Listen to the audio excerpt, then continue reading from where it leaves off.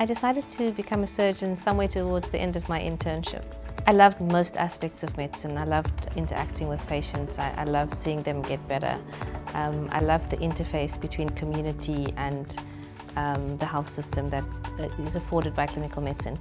But it was when I was in theatre doing something with my hands and seeing the end result of that I really fell in love with the discipline. And of course, with most careers, there's a degree of serendipity to it. So I loved being able to have a visible impact on patients and their outcome. I loved the idea that regardless of how cynical you could be about medicine or the impact of the treatments we give, if someone was shot or had appendicitis and needed an operation, you stop the bleeding, you manage the sepsis, and the patient gets better. And of course, with that comes a lot of personal responsibility, which when it goes well is fantastic and you're euphoric and walk on water, and there are times when things don't go that well. And so with the years you also learn that what you do as an individual goes so far, and then beyond that it's the system, it's the patient, it's nutrition, it's many other aspects that come into a successful outcome for a patient. I think I didn't expect surgery to be so diverse in terms of what we do. So the impression you have of surgeons is that they're just in theatre all day and that they're technicians, which is not the case at all. We see patients beforehand, we spend time with them in outpatients clinic, we do a lot of ward rounds, and we actually take the person on the entire journey. So the dichotomy of either you're a kind of in the thinking area of medicine or the technical is not true. And I was surprised, pleasantly so, that surgery could give that broad range of things, that you could be in clinic, theatre, ward, out in the community, and it's all part of a surgical job. So that was the great aspect. I suppose the other surprise was I didn't think that I would want to subspecialize as early as I did. I didn't think that I would enjoy so much becoming really good at one particular aspect of surgery. I'd always thought I'd be much broader in what I do, but I really love being very good at a particular subset of operations that I do. I think that's very rewarding. So I think the more women are coming into surgery for a number of reasons. So first of all, at a broad societal level, women are much more engaged in careers than in the past. There are many more women in medicine than in the past, and I remember when I qualified as a doctor, it was the first year that we were 50-50 male-female within the class, and now we have more women than men in many of our medical school graduate classes. So it is a natural progression that women would come into surgery, but they've come into surgery later than the other professions, after pediatrics and medicine and obs and gynae.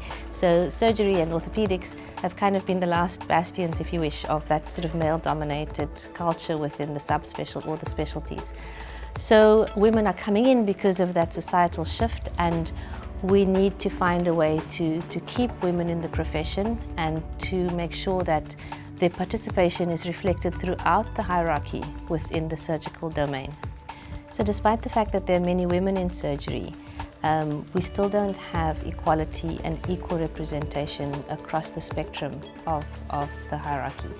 Some people have alluded to this as the leaking pipeline. So women come in and they train and they do well and they graduate, but somewhere along the line before associate professor, head of department, the women go missing.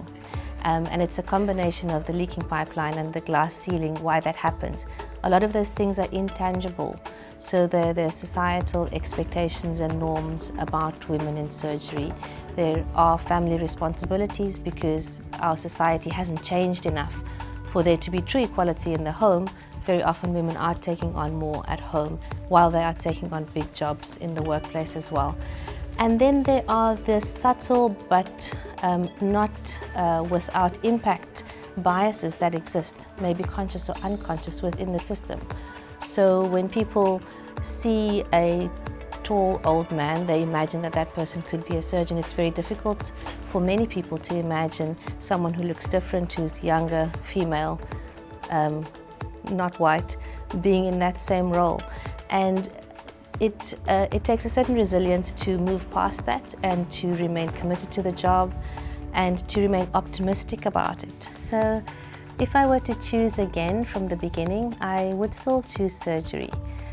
I think that it's been an incredibly personally rewarding career for me. I love being in theatre.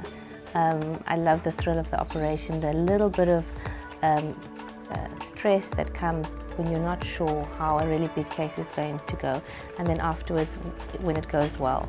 I think there's a part of my personality that is drawn to that edge. And then I've also found that for the discipline of surgery, it's been important for people who are different to come in. So I have a very strong public health perspective. I believe in building the public sector. I believe in community-based healthcare. I believe in empowering community health workers and clinical nurse practitioners. And surgeons aren't traditionally from that perspective, or don't traditionally think that way.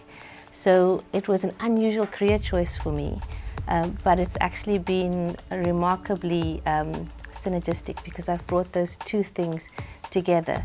So I belong to the People's Health Movement, but I also run the Division of General Surgery, and I'm finding a very exciting space between those two spheres of life.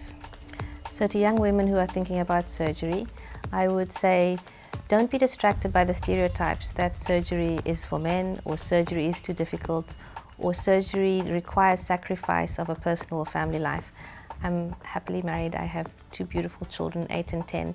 I make it to netball matches. I help my daughter play piano. I do art with my son on the weekends, and we do crafts together. I don't feel that I've sacrificed being a mother and having a fulfilled personal life.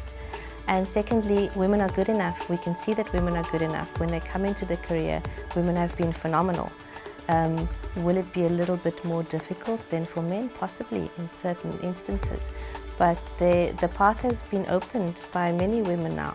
And if you are drawn to a career that's exciting, practical, has tangible impact on patients' lives, then surgery is a fantastic choice.